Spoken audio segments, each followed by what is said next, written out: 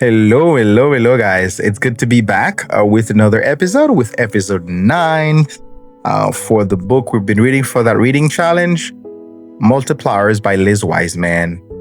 And today we're going to read at page 70. All right, we're almost, I would say, in the middle of the book, almost there. And don't forget to hit the subscribe button to allow you to stay updated when we release a new video for the episodes. And then you can leave us a comment. Tell us what you like about the reading and leave a word of encouragement also, while you don't forget to like the video. So it's important whenever you watch the video, please leave us a comment and a like for the video, for the project. So thank you so much. Let's get to work. Page 70. An intense leader. Robert Enslin is the president of SAP North America, the global software giant. Originally from South Africa, he speaks with a calm confidence. Robert is highly respected with a reputation as a fair, consistent sales leader who grows organizations and delivers results. Robert operates as a peer to everyone he works with and is accessible to all. One of his managers said of him, "He is very good at disarming you. He is a commoner, one of us, commoner." Even if you work 3 levels below him, he still wants to know what you think. As a result, people are more transparent around him. They don't feel like they have to tell him what he wants to hear. This approachability creates safety for the people around Robert, and that safety is what allows him to run a massive sales organization with no surprises. Several years ago, Robert was asked to take over the Japanese subsidiary for SAP to address some very specific sales performance issues. When he met with his new leadership team in Japan for the first forecast meeting, he could see the forecasting process was in complete disarray. Instead of playing the authoritarian, judging their failure and dictating his solution, Robert restrained himself and started a learning process. He helped them realize the limitations of the current process and the advantages of a new approach. He then drew on their knowledge of the Japanese business and asked them, "How can we take this to the next level?" He created space for the team to try new approaches and fix the problem themselves. He stayed with them on the issue for months until they could run a forecast process that delivered solid, predictable results for the business. Robert was known for his collegial approach and his calm consistency, but this was tested when they took over the North American business in 2008, just as the global economy was melting down. As spending was locking up and large capital purchases were being put on hold, executives everywhere were beginning to panic. You could feel the tension as you walked through the halls of SAP's Newtown Square office near Philadelphia. One step past the glass door, you could feel the tension as you entered the executive conference room. Inside another conference room, Robert and his new management team were assembled to plan their sales strategy in this new economic environment. Every person on his team knew that Robert had been meeting with the senior executives and was under a lot of pressure. They came to the meeting prepared to feel their share of the pain. After all, this was a sales organization, but Robert was calm and constant, and even amid this chaos.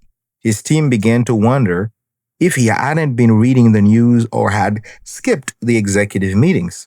He opened the meeting by acknowledging the severity of the economic issues, but suggested they put them aside. He kept the team focused on the issues within their control.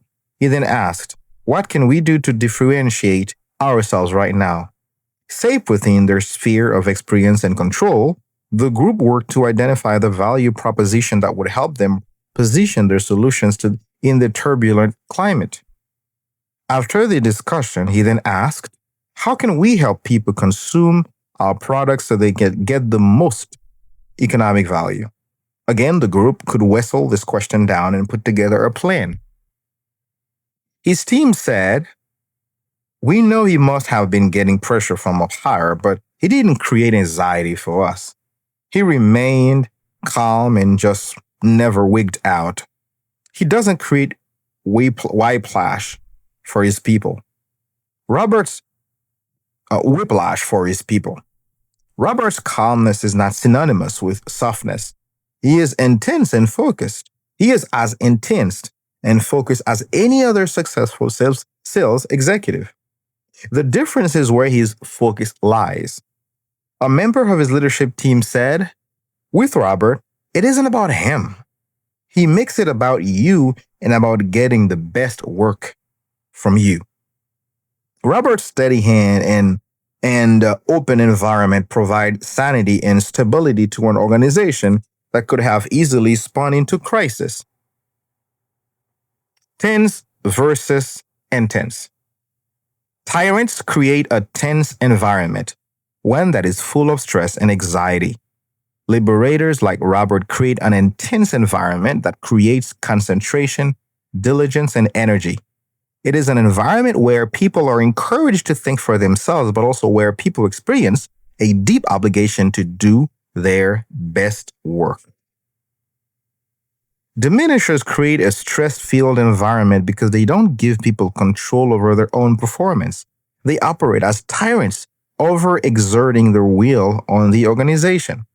They cause others to shrink, retreat, and hold back. In the presence of a tyrant, people try not to stand out. Just consider how people operate under the rule of a political dictator. Tyrants get diminished thinking from others because people only offer the safest of ideas and mediocre work. While a tyrant creates stress that causes people to hold back, a liberator creates space for people to step up. While a tyrant swings between positions that create whiplash in the organization, a liberator builds stability that generates forward momentum. The liberator. The liberator creates an environment where good things happen. They create the conditions where intelligence is engaged, grown, and transformed into concrete successes. What are the conditions for this cycle of learning and success? They might include: ideas are generated with ease. People learn rapidly and adapt to new environments. People work collaboratively. Complex problems get solved. Difficult tasks get accomplished. Let's examine 3 liberators from very different industries who created these conditions and freed their organizations to think and to perform. Liberator number 1, equity in the firm. Ernest Bachrach from Argentina is the managing partner and co-head of Latin America for Advent International, a global private equity firm.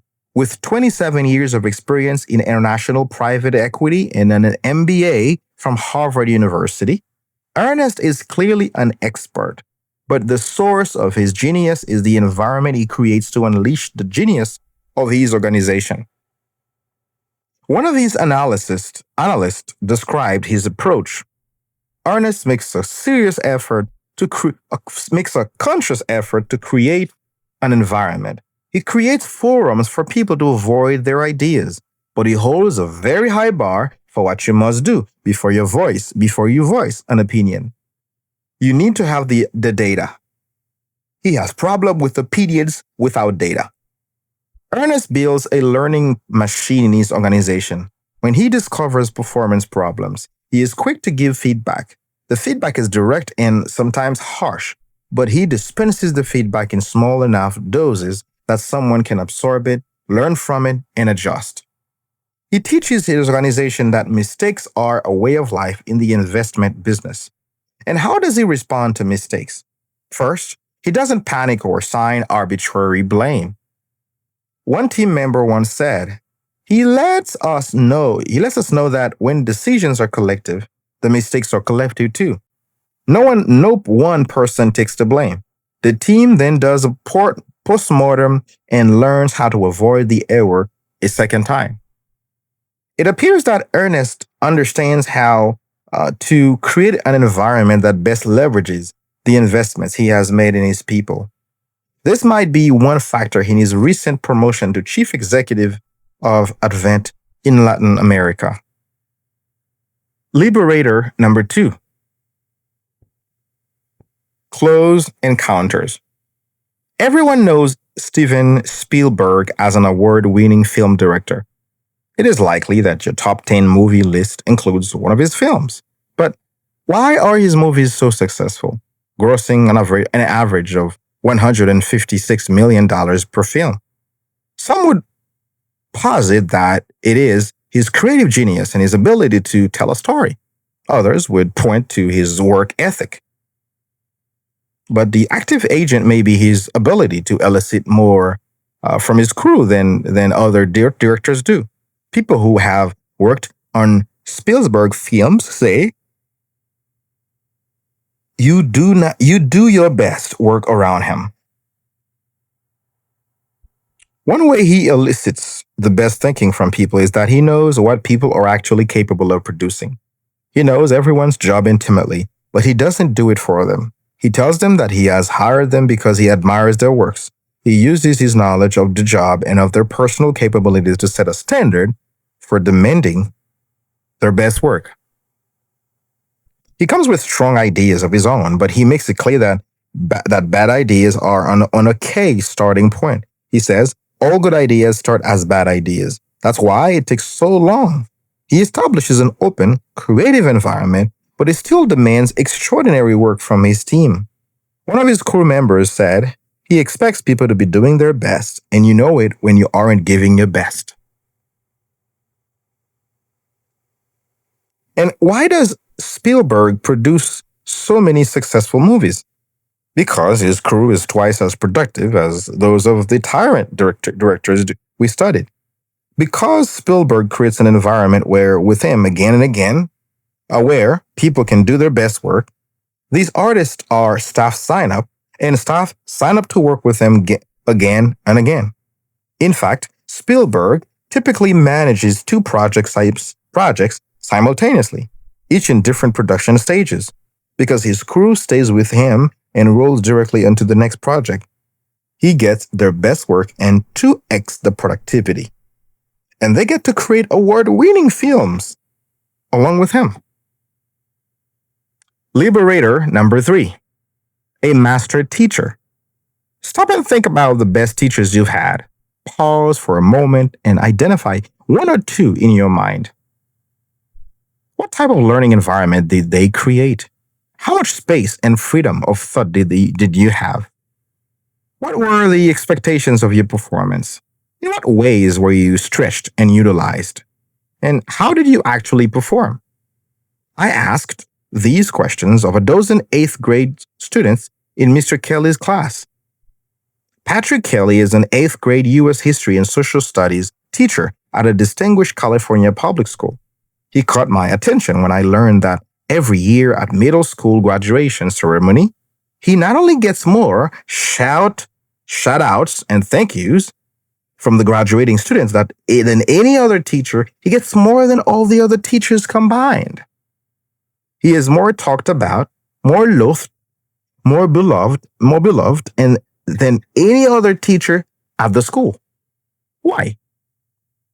I got my first glimpse of the fall parent information night at La Entrada Middle School. It is one of those nights parents with multiple children dread because with 4 children, I have to get to 17 different teachers' classes, many simultaneously, defying laws of physics. My daughter in 8th grade said to me, here's my class schedule.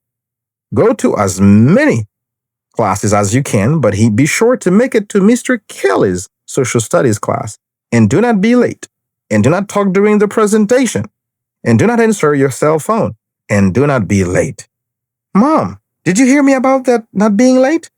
I entered his classroom, but scared and intrigued. After the standard 12-minute segment with Mr. Kelly, I left enchanted with the 8th grade social studies. ready to quit my job and go back to middle school to help to learn U.S. history.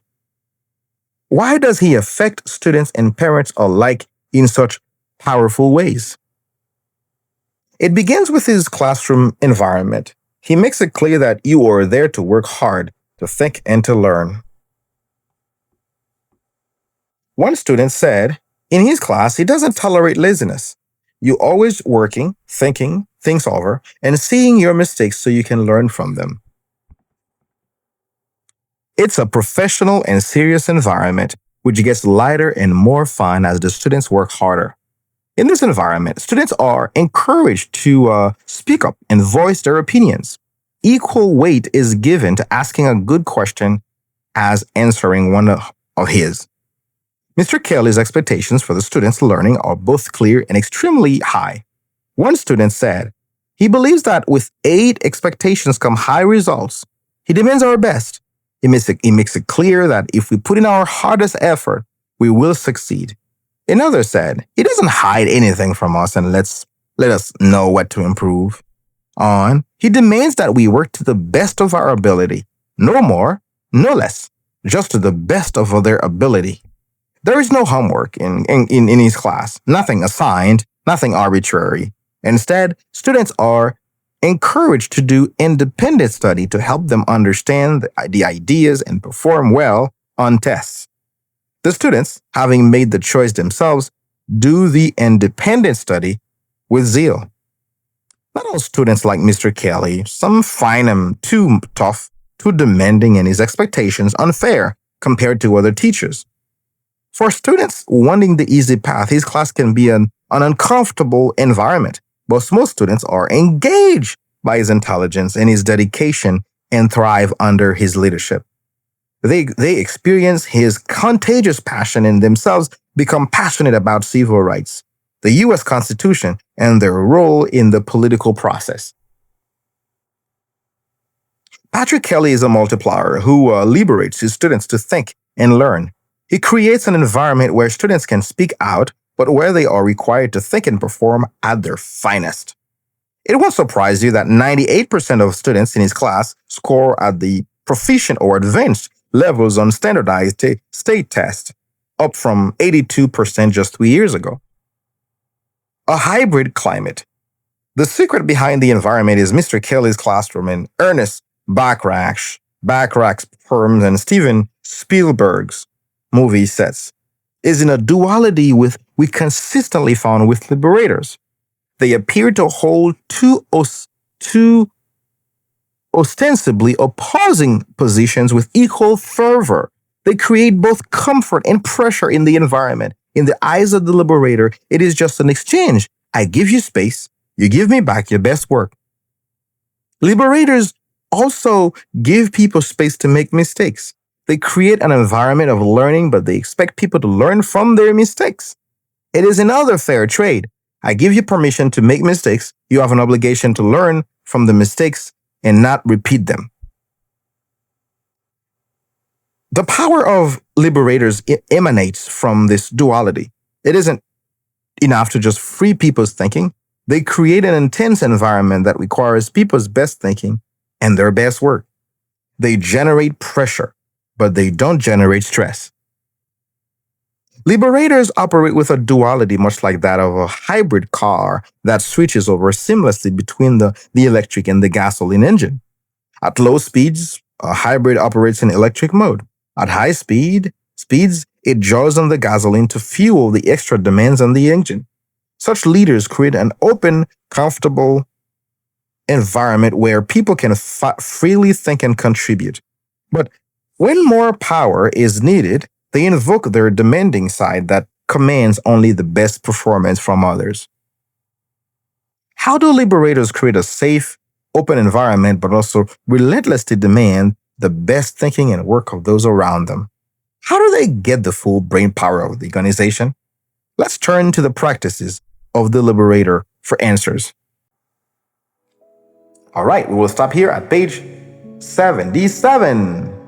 Page 77. So thank you for staying till the end. We're almost into 20 minutes because the other part opens up a big subchapter. So thank you guys for staying up till the end. Thank you for watching this video. Thank you for encouraging this initiative.